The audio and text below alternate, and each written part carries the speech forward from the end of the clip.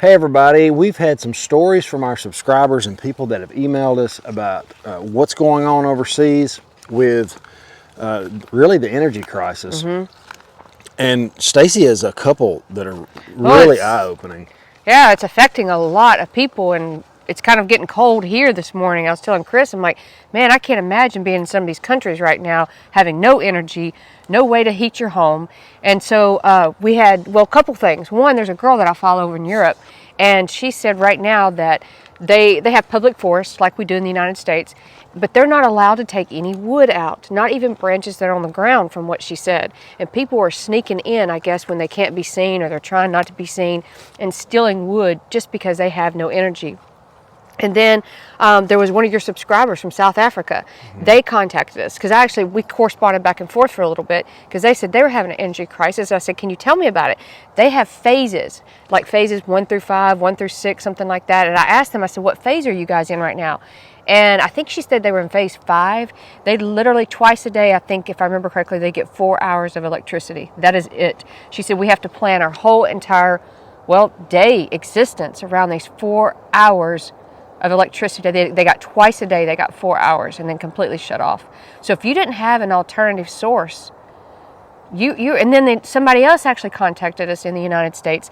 They're having to go and remove wood burning fireplaces from existing homes. Yeah, that's not the first time I've heard that. No, to even sell the home. So these people in these other countries, they're running out. They cannot find a wood burning heater to heat their home. But people buying these homes were not allowed to close. The lender would not close on these homes unless this guy went and removed wood burning fireplaces and I guess did some kind of inspection, he said, and then they could purchase the home.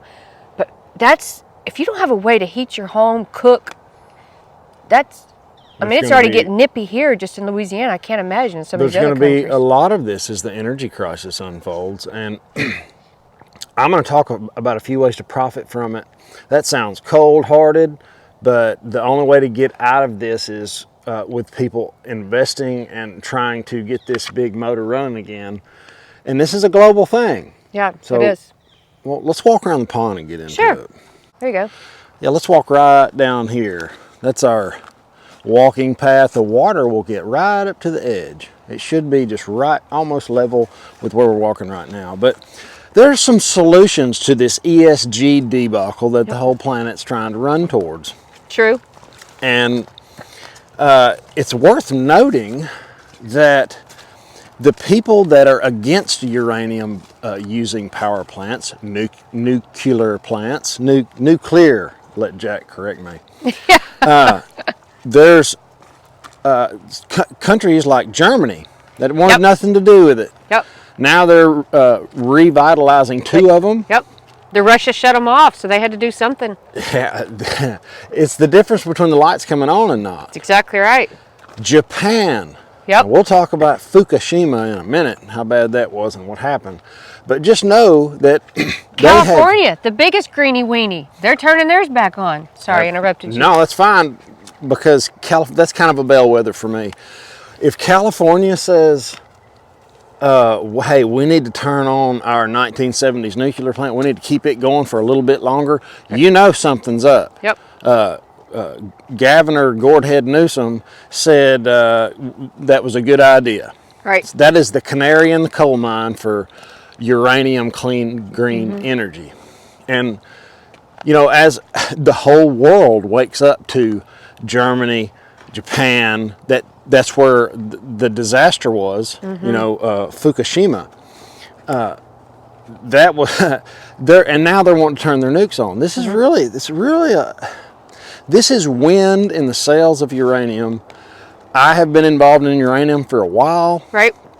I've been wanting to get into it before I ever got into it, and I waited, but it's coming back down again. And that's kind of when I like to invest, is when we're down. Now, like I said, the Fukushima debacle, that was a tsunami. It was a natural disaster, and if the generators would have been on the right side of the plant, we wouldn't even be talking about it right now. The biggest danger was Chernobyl. Chernobyl was in Ukraine, and the wind, you don't know where the fallout's going to be. And the wind pushed it over Belarus. That was bad. Yeah, that's really bad. I think that's the reason why Russia didn't, bomb The Ukraine nuclear the plant Ukraine now. nuclear plant. Well, and we just, I hate, you never hear me talk about the war much, because the first casualty of war is the truth, and we're not getting any of that. But hopefully they'll be political about it and not, do anything too stupid. I didn't realize we got so much of our uranium, though, from Russia. You were telling me that we get like half? We get half.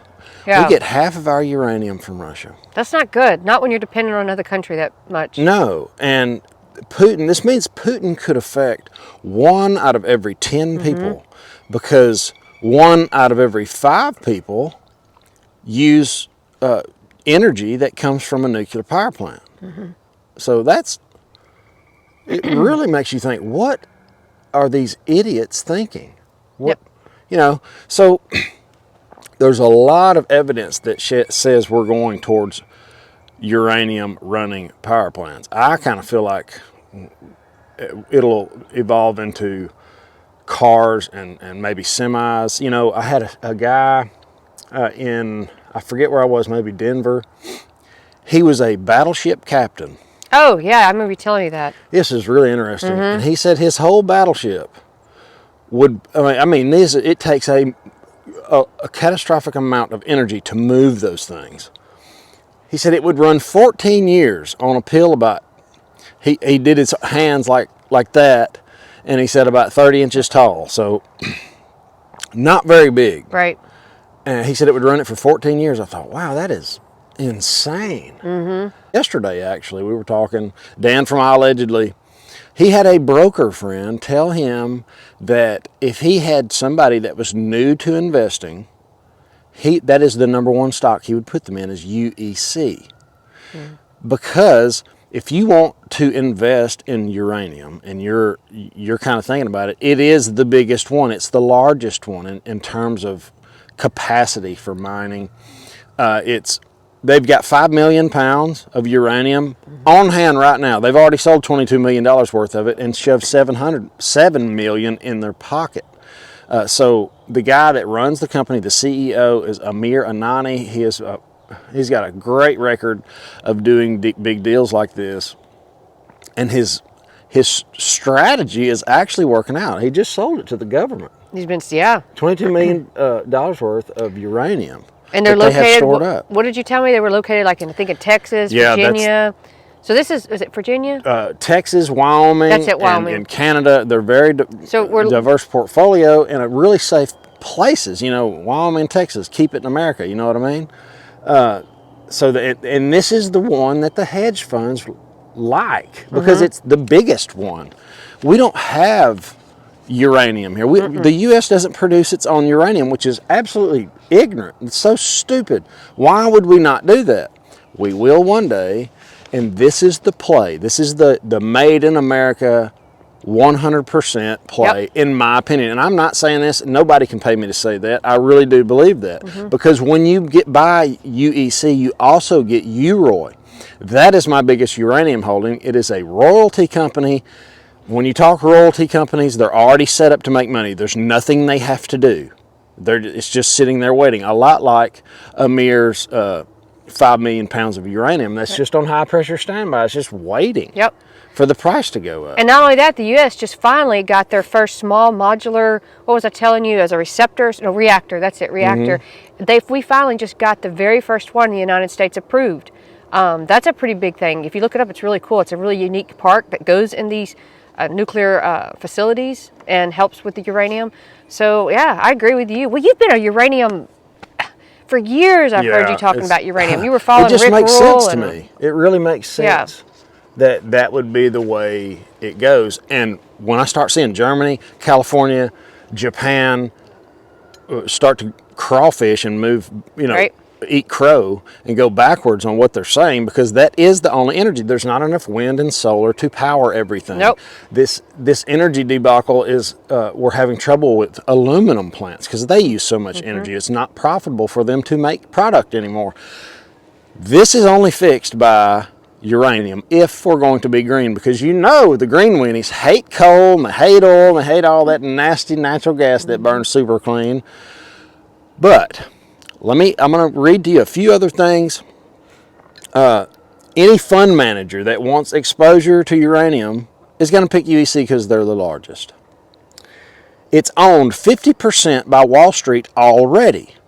That ought to open everybody's eyes up.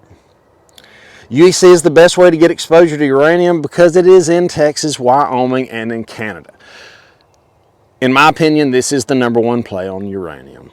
And it sounds like I'm trying to sell this stock like crazy. I do not want anybody to buy anything because I said so. Do your own research. But if you're looking to get into uranium, UEC it's a bull, in my opinion. I think you should look at it. So do your due diligence, but take a look at it. This is just some information that we're putting out there. And I've never called the bottom of anything, guys. My timing is awful.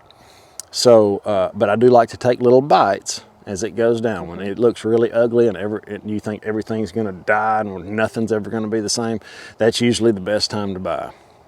So, have an awesome, awesome day. Thanks for hanging out with us. Like and subscribe if you like these little tidbits of information. Later.